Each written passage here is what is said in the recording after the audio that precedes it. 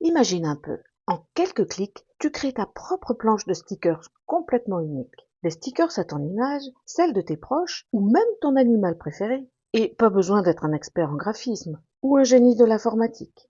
Avec juste une photo, un petit coup de pouce de l'intelligence artificielle, oui, tu as bien entendu, l'IA, tu vas pouvoir personnaliser tes créations facilement et sans stress. Prête à mettre l'IA au service de ta créativité? C'est parti pour donner vie à ton avatar et réaliser une planche de stickers qui sortent de l'ordinaire. Première étape, et elle est assez magique, on va créer facilement des avatars personnalisés. Ça va vraiment rendre ta création unique, touchante et super amusante, pour toi ou pour offrir. Tu vas voir à quel point les outils numériques peuvent vraiment se combiner avec nos machines de découpe, comme la Cricut, et enrichir nos projets de loisirs créatifs. D'ailleurs, si cette idée d'explorer un peu le côté numérique de tes loisirs créatifs te plaît, n'hésite pas à me laisser un pouce bleu. Allez, on se retrouve tout de suite sur ChatGPT. Je vais te montrer pas à pas comment faire, mais je tiens à préciser que je n'ai pas tout inventé. Je me suis inspirée de tutos super bien faits, et notamment un de la chaîne SepConnect. J'ai ensuite adapté un petit peu la méthode pour que ça corresponde parfaitement à mon projet de planche de stickers. Pour commencer, je tape le prompt suivant. Transforme cette image en prompt pour qu'il soit possible de la recréer en tant qu'avatar. Si tu n'es pas familière, le prompt, c'est l'ensemble des instructions que tu donnes à une intelligence artificielle pour qu'elle sache exactement ce que tu veux qu'elle génère, que ce soit du texte, une image ou autre chose.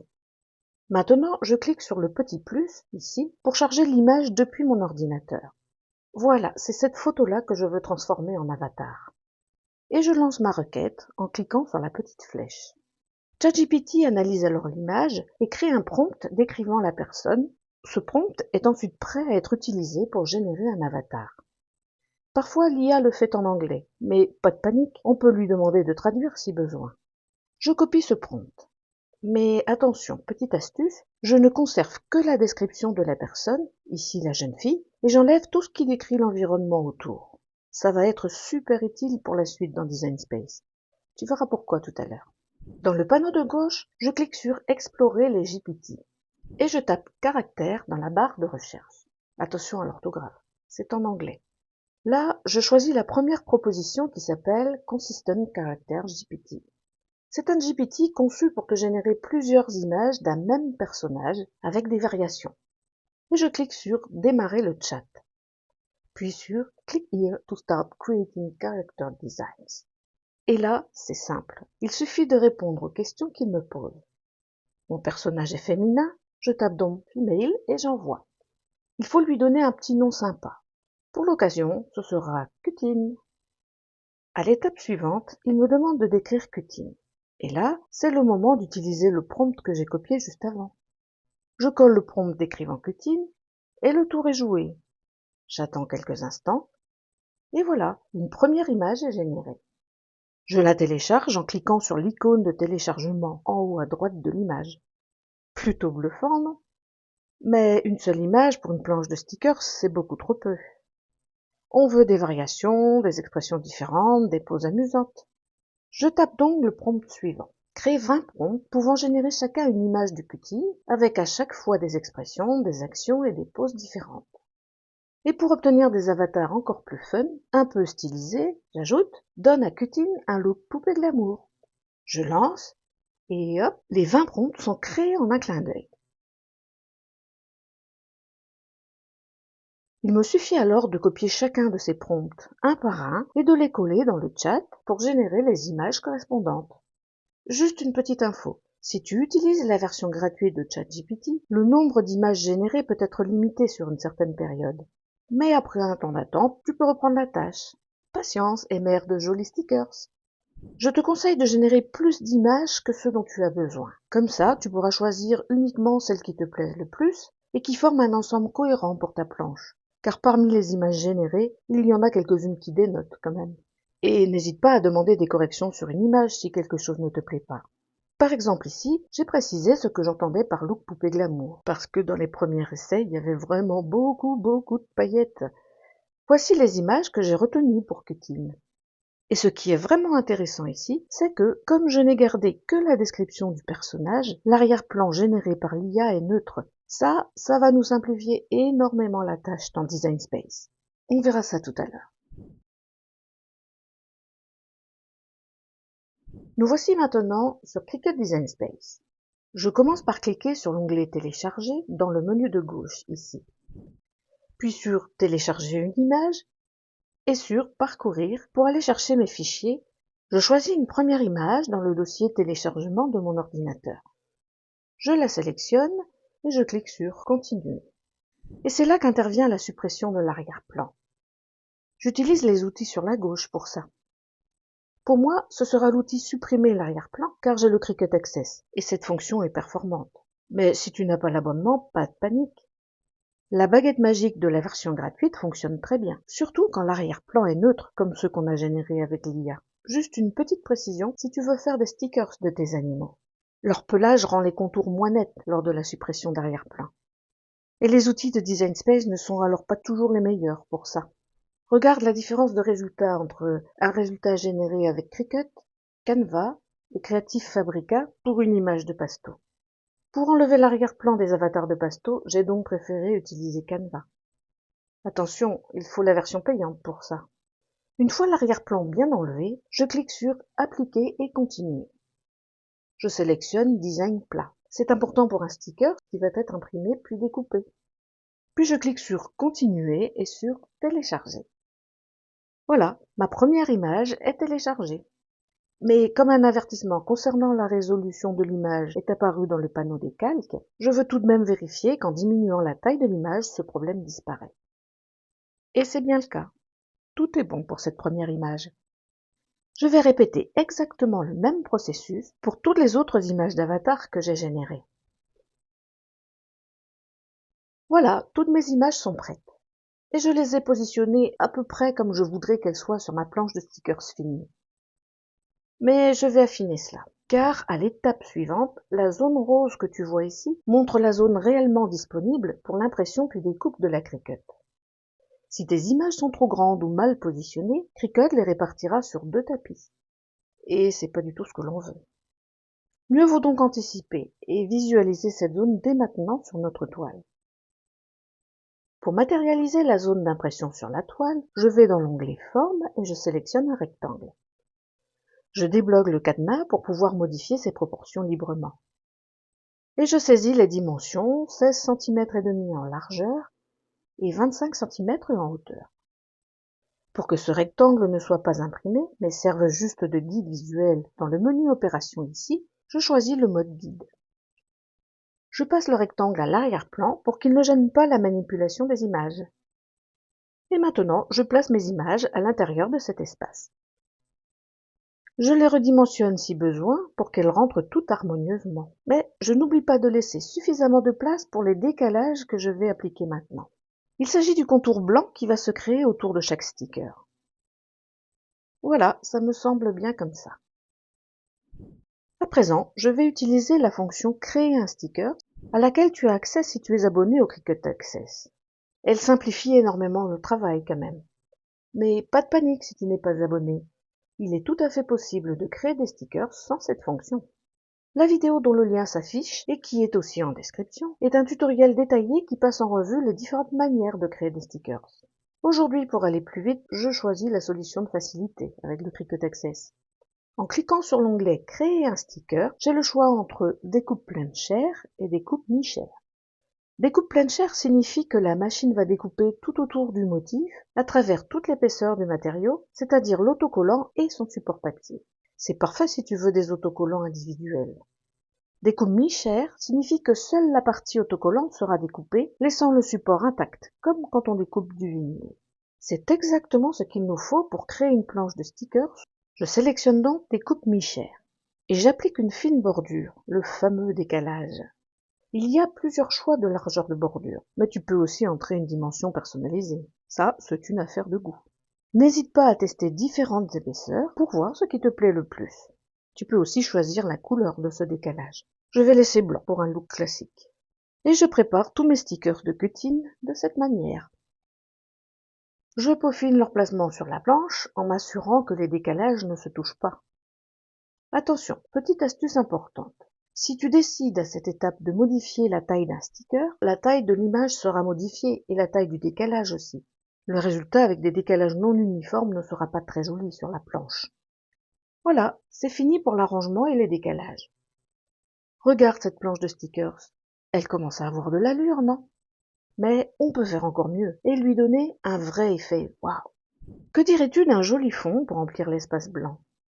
Le Cricut Design Space propose une fonction souvent méconnue mais super utile pour ça, le remplissage de modèles. D'ailleurs, n'hésite pas à me dire en commentaire si tu as déjà testé cette fonction ou si tu as d'autres astuces pour créer des fonds sympas. Voici comment faire. Si je sélectionne un calque en mode imprimer puis découper, une nouvelle option apparaît dans le menu couleurs ici. Je clique sur modèle. Certains modèles sont disponibles par défaut. Mais ceux que tu vois ici, ce sont des modèles que j'ai importés moi-même. J'ai la possibilité aussi de filtrer par couleur si je recherche quelque chose de spécifique. Allez, rose par exemple. Mais comme je ne trouve pas exactement mon bonheur, je décide de créer un nouveau modèle personnalisé. Et pour ça, Canva est vraiment super facile et rapide. Sur Canva, je crée donc un nouveau design avec les dimensions personnalisées 21 x 29,7. Et dans la barre de recherche, je tape par exemple trame de fond rose cœur pour trouver des images qui peuvent se répéter. Je choisis une image de motif, je la positionne et je la duplique. Regarde comme le motif est bien conçu pour être répété. Les raccords sont parfaits. Je duplique ensuite ce groupe d'images plusieurs fois pour remplir toute la page. L'idée est de créer une grande image avec le motif répété. Je clique sur Partager, puis sur Télécharger. Je sélectionne là où les bonnes pages. Et voilà, ces images de motifs sont maintenant disponibles dans mon dossier de téléchargement, prêtes à être importées dans Design Space. De retour sur Cricut Design Space, je clique sur Télécharger, puis sur Modèle de remplissage et sur Télécharger un modèle. Je clique sur Parcourir, je choisis une image de motif préparée sur Canva et je l'importe. Elle est désormais utilisable comme modèle de remplissage. Je la sélectionne et voilà mon rectangle rempli avec ce joli motif. En cliquant sur Modifier le modèle, j'ajuste l'échelle pour agrandir l'image. Je peux aussi jouer avec les paramètres horizontal, vertical, symétrie et rotation jusqu'à obtenir un fond qui me plaît. Maintenant, étape cruciale avant d'envoyer à la machine. Je sélectionne tous les éléments que je veux imprimer sur la même feuille, c'est-à-dire le rectangle avec le motif de fond et tous mes stickers avec leur décalage, et je clique sur Attacher. De cette façon, Design Space conserve exactement la disposition que j'ai choisie. Sans ça, il pourrait repositionner les éléments comme il veut pour optimiser l'espace. Et ce n'est pas ce qu'on veut pour une planche de stickers avec un fond. Ma planche est désormais prête à être envoyée à l'impression et à la découpe.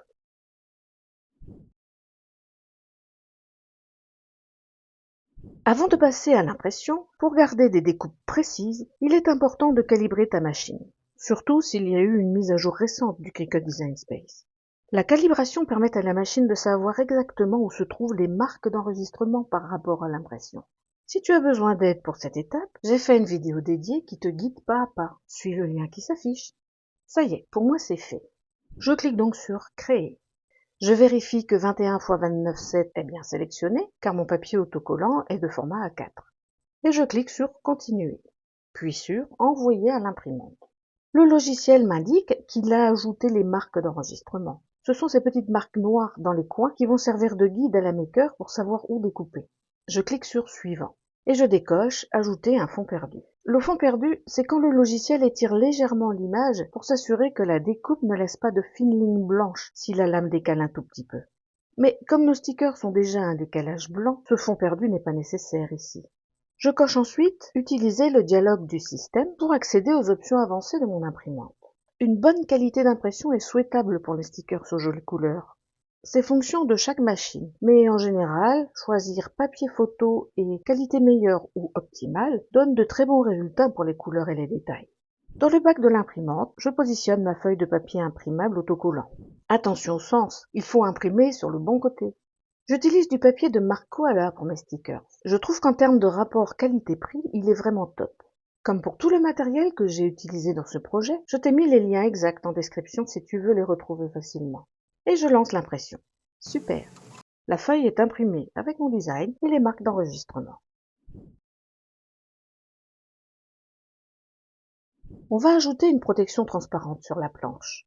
Cette étape est tout à fait facultative, mais je te la recommande vraiment. En plus de rigidifier un peu les stickers, ça va les rendre beaucoup plus durables et résistants. Ça donne aussi un joli fini, mat ou brillant selon le film que tu choisis. J'utilise ces papiers autocollants holographiques transparents que j'ai achetés sur Amazon. Attention, quand on applique la protection transparente sur toute la feuille imprimée, ça vient recouvrir les marques d'enregistrement noires. Et la machine Cricut peut avoir du mal à les scanner. La découpe risque d'être décalée. Je préfère donc découper ma feuille de protection aux dimensions de la zone à l'intérieur des marques d'enregistrement, c'est-à-dire 17,5 cm par 26 cm.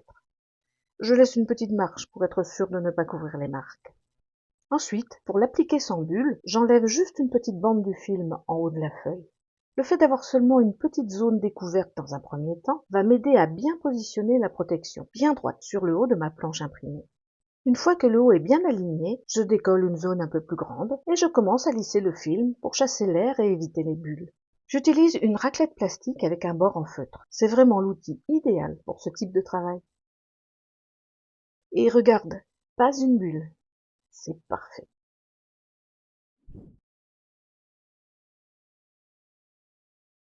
On arrive à la dernière étape, la découpe. Dans Cricut Design Space, je clique sur Parcourir tous les matériaux. Dans la liste, je cherche un paramètre adapté au papier autocollant imprimable, mais avec en plus une protection transparente. Il existe un réglage set de stickers imperméables et imprimables blancs. Alors j'avoue, j'ai cliqué sur transparent au lieu de blanc sans faire attention. Mais ce n'est pas grave, car de toute façon, je vais modifier les paramètres du matériau. En effet, les paramètres par défaut de Cricut sont parfaits pour les matériaux de marque Cricut. Mais quand on utilise des matériaux d'une autre marque, comme le papier Koala ici, et une protection transparente qui n'est pas non plus Cricut, il faut souvent ajuster la pression de la lame pour obtenir une découpe parfaite. Je clique donc tout en bas sur Paramètres du matériau. Et je vais régler la pression. Pas d'inquiétude, il est très facile de réinitialiser les paramètres par défaut après coup. Pour le papier autocollant Koala avec le film de protection, j'ai obtenu les meilleurs résultats en réglant la pression sur 150. Pour finir, je clique sur Terminer. Une fois que le scan est terminé, la découpe se fait. Lorsque tout est OK, je décharge le tapis et je décolle délicatement la planche d'autocollant. Et voilà le résultat. Une planche de stickers originale avec un joli fond personnalisé et des autocollants parfaitement découpés mi-chair. Joli, non? Ils sont top pour rejoindre par exemple le carnet à secret de Cutine, ou décorer un agenda, un ordinateur portable, une gourde, ou tout ce que tu veux en fait. Et voici la planche que j'ai faite avec les avatars de Pasto.